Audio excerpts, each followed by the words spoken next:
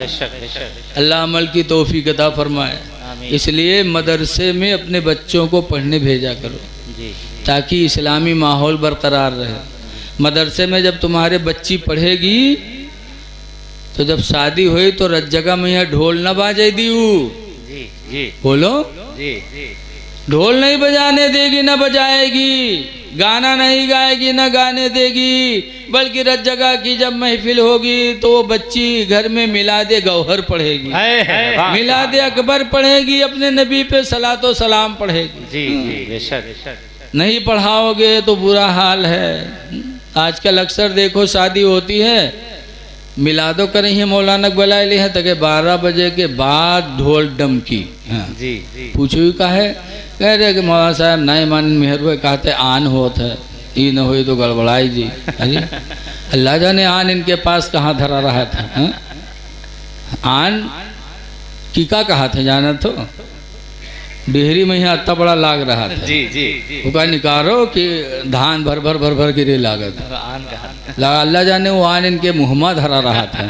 अत्ता बड़ा आन मुहम्मद है तो मुँह रही जी आन कहा था। अरे और ढोल बजाएंगे तो ऐसी बुरी बुरी बोलियां उसमें कहेंगे कि आ जाओ आंगन में अल्लाह मोरे, अल्लाह कहीं अपने आंगन में बलाई हूँ माद आवाज अल्लाह ताला तो देख पाई है ये।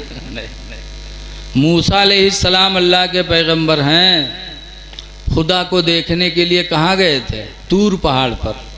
और कहा था रब्बी अरनी अंजुर इलैका, मेरे परवरदिगार मैं तुझे देखना चाहता हूँ। अल्लाह ने फरमाया लन तरानी, तुम मुझे नहीं देख सकते। मूसा अलैहिस्सलाम ने कहा अल्लाह दिखा दे, तो अल्लाह ताला ने अपने ज़ात को नहीं अपनी सिफ़ात को, देखो एक होते सिफत एक होते ज़ात, समझावे के लिए हम कहे थे जैसे हमको जो तुम देख रहे हो बैठे हो ये हमारी है, ये जिस्म ये जान ये हमारी ज़ात है। और तकरीर करना, नात पढ़ लेना, मौलाना हो जाना, हाफिज हो जाना, ये सब सिफत है।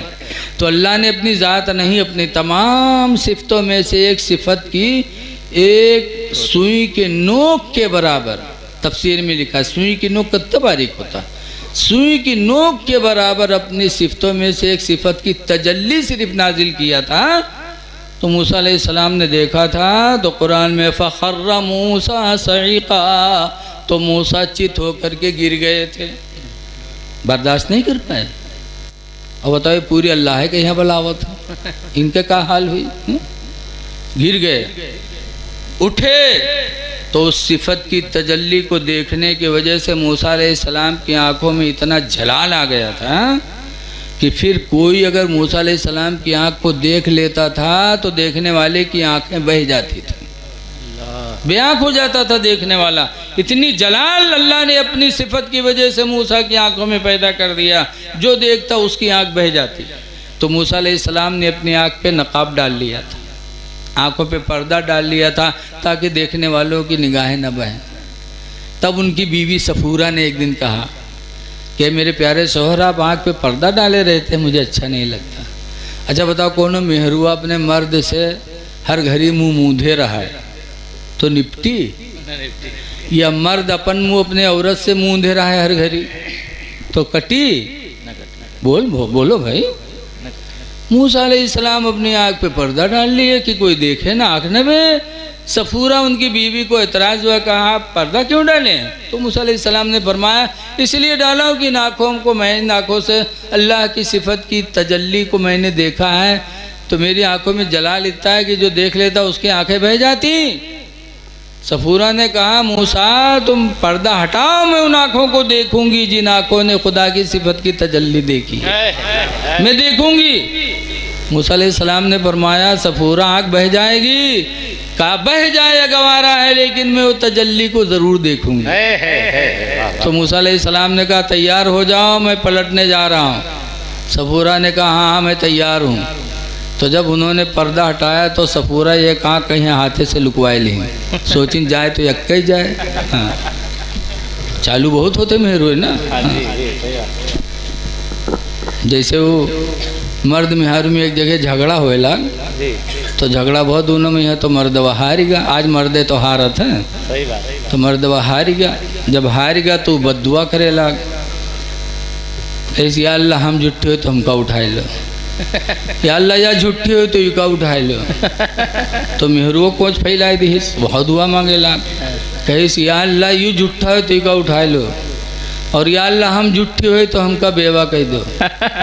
या अल्लाह यू झूठा हो तो युका उठाए लो, और हम झूठे हुए तो या अल्लाह हमका बेवा कह दो। अब बेवा कब होता जब मर्द मरत है तभी तो अपने फायदा। देखो लौट पोट मरे मर्दवा अरे चौथरेन बनी बैठे रहे। बहुत होशियार होती हैं दुनिया में, बहुत होशियार। ऐसे सफूरा की बीवी, मूसा अलैहिस्सलाम की बीवी सफूरा, जब मूसा अलैहिस्सलाम ने पर्दा हटाया तो सफूरा ने एक आँख को छुपा लिया कि जाए तो एक के जाए। जब एक आँख से देखा सफूरा ने मूसा अलैहिस्सलाम की आँखों को तो सफूरा की एक आँख बह गई। लेकिन अल्लाह ताला की सिफत की तजल्ली, ऐसी मोहब्बत सफूरा के दिल में बसे कि इस आँख को अब हाथ से ढक लिया, इस आँख को भी खोला कि ये भी चली जाए, मैं देखूंगी ज़रूर। इस आँख से देखा तो ये आँख भी सफूरा की बह गई, दोनों आँखें बह गई सफूरा की खुदा की सिफत की तजल्ली को देखने में। लेकिन अल्लाह को बड़ा तरस आया, अल्लाह ताला ने अपनी कुदरत से सफूरा की आँखें फिर अल्लाह ने वापस फरमा दी। सुभान अल्लाह, सुभान अल्लाह। बेशक तो अल्लाह ताला इतना जलाल वाला है, औका कहते हैं आ जाओ आंगन में अल्लाह मुरे, कैसे बर्दाश्त करेंगी। बहुत झूठी बोलियाँ बोलती हैं। सोने के थाला में जमुना पर हो से बताओ, सोने के थाला, थाला इतना बड़ा होते ना, सोने के कील नहीं जुहाते आली, और सोने के थाल में जमुना पर रोसते होंगे। अरे जमुना का है अल्लाह जाने, हम बुढ़ा के नहीं जान पावा जमुना और कहाँ से पावत है, जो का परोसत है कौन मेर होता है नहीं जाने। ऐ मेरी माँ बहनों, खुदा के लिए झूठी बोलियाँ न बोलो।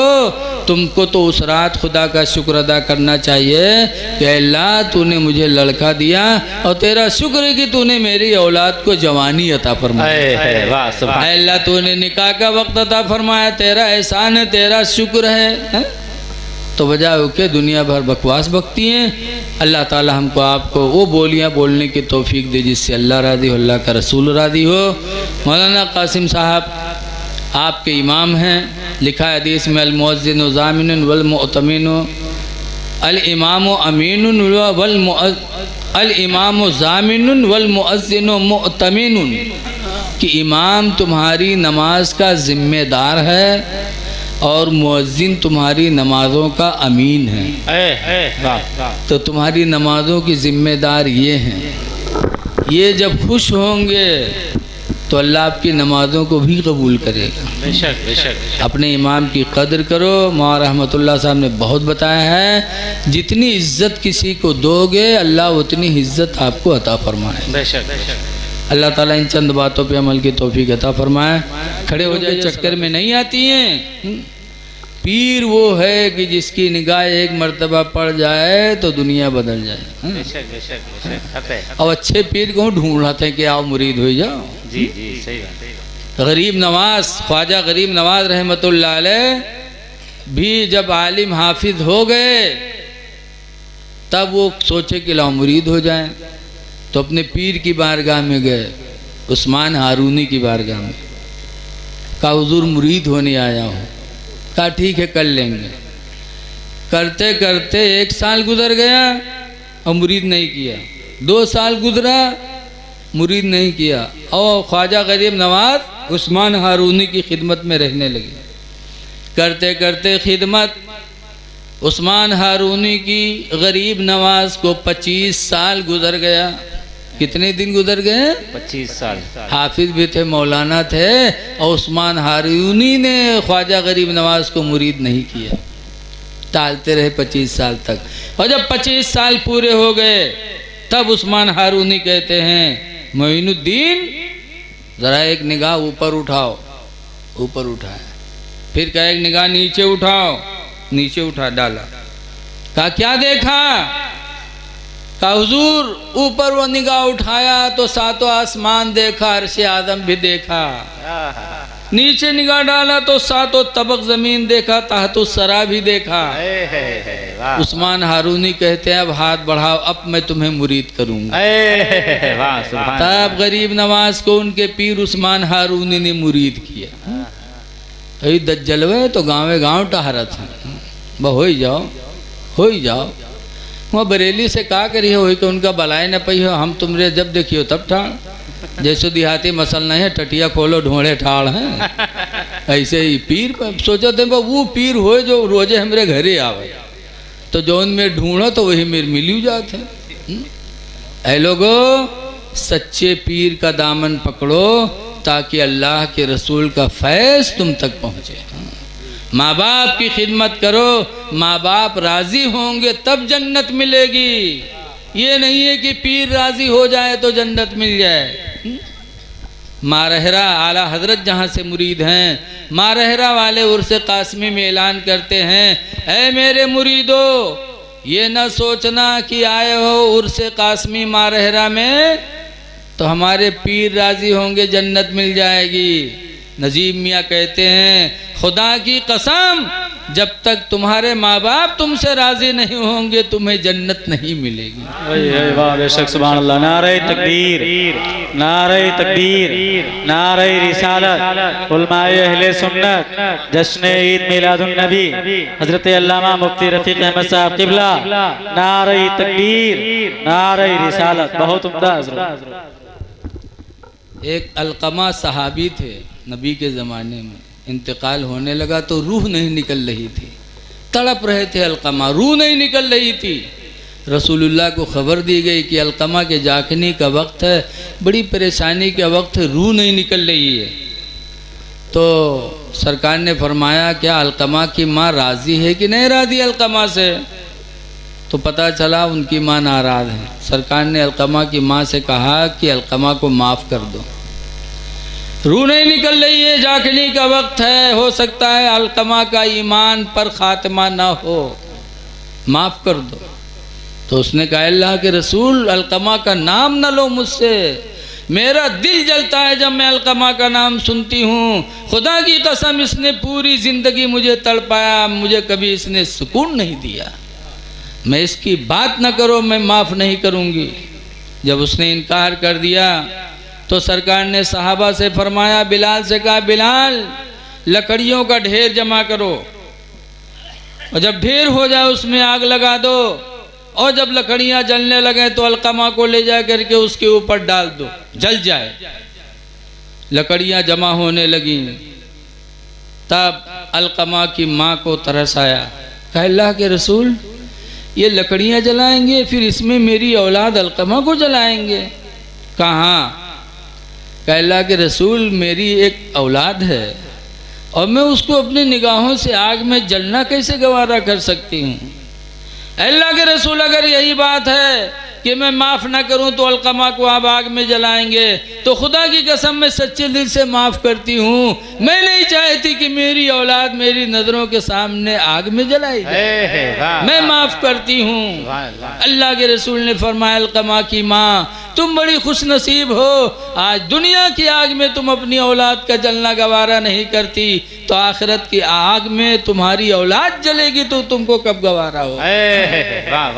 पता चला एक नबी के ज़माने के मुसलमान की माँ नाराज़ हो जाए तो उस मुसलमान की रूह न निकले तड़पे। नबी फरमाते हैं ख़तरा है कि ईमान पर कहीं मौत ना हो, कुफ्र पर मौत ना हो जाए। और ये लोगों अगर हमने अपने माँ बाप को सताया तो हमारा बुरा क्या हाल होगा? हमसे ज़्यादा किसका बुरा हाल होगा? हम तो बहुत गए गुजरे हैं। इसलिए माँ को भी खुश करो, माँ बाप को दोनों को खुश करो, ये दोनों राज़ी हैं तो खुदा भी राज़ी, रसूल भी राज़ी।